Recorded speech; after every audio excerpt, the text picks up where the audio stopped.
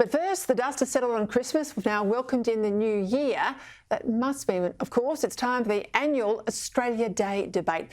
Sadly, it's happening every year now as a loud minority of activists look to change the date of our National Day and try to shame us into wanting not to celebrate this great country we live in. Well, the data's in and it shows that only 17% of Australians believe Australia Day should be moved from January 26.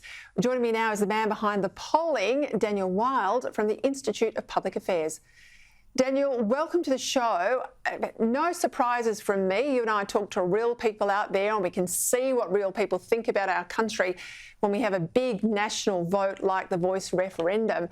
But I tell you, the activists, the elites, their voices are getting louder and louder every year. Tell us what your poll says, though, that the real world thinks about our National Day. Well, that's exactly right, Peter. Good to be with you again. What our poll found of a nationally represented sample of Australians is that 63% support Australia Day on the 26th of January. As you rightly say, fewer than 1 in 5 want to change the date and the rest don't know or don't have an opinion. And exactly as you say, it shows yet again how this debate, this divisive debate that nobody really wants to have about Australia Day is being driven by a small minority of activists, of the big corporates such as Woolworths. And I think Australians are just fed up with having this debate every single year. Mainstream Australians want to celebrate Australia Day because they understand what a great nation we are, our freedoms, our democracy, our way of life, our values. They are the envy of the world. They've attracted millions of migrants to our shores over the journey, and they want the opportunity to celebrate our day on the 26th of January. And as I say, they're fed up with the elites diminishing and demeaning our National Day. Look, you rightly say we're a democracy. We are one of the world's oldest democracies ourselves. But I guess what worries me about this debate is that so much of the Australia Day choices are being taken out of our hands.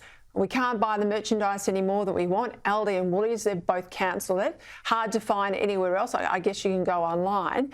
But you've also got all these councils. We're at 81 local councils now, basically banning anything to do with Australia Day on Australia Day by virtue of not holding citizenship ceremonies. Now, none of this is put to us in an election.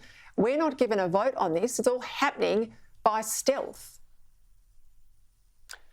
Yeah, that's right, Peter. And I think it goes to one of the big issues in our society, which is the massive cleavage and division that exists between the elites on the one hand and mainstream Australians on the other. You rightly point out earlier that the Voice debate highlighted that when almost every single major organisation and institution in our society supported or funded the Voice to Parliament, whereas mainstream Australians thoroughly rejected it, including 37% of Labor voters, which is an astonishing outcome. And so we go on with this division within our society. You're right to point out that Australians don't feel like they have a voice in many of the major debates that we have.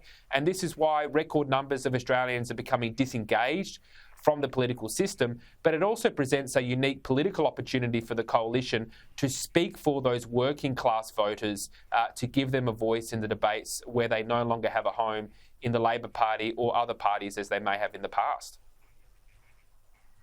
Is the risk, though, Daniel, that all of this happening, whether we like it or not, whether we agree with it or not, and as you say, a majority do not, that they just wear you down? That you get so sick of talking about this that people say, I disagree, but just move the date, just move it. I'm sick of having this fight when we should be proud of our country every January.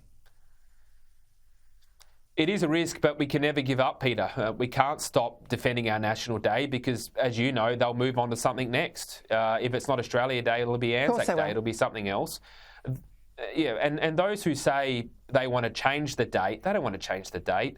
They want to cancel Australia Day. They know full well that if they change it from the 26th, then that will change the culture and the norms around that day, and it will significantly diminish the celebration of Australia Day. This is the truth, Peter, there is no day that will suit the activists. There is no day that will suit those like Woolworths to celebrate our National Day. As I say, they want to cancel it, so we can never give up. Just like with the Voice debate, when it had the Voice at 70% approval, well, you have to make the debate, you have to make the argument, you keep reinforcing the point that Australia is a great nation and we should celebrate it. And, you know, that's what democracy is about, so we just have to keep making the case. And you are doing it well. Danielle Wild, thank you.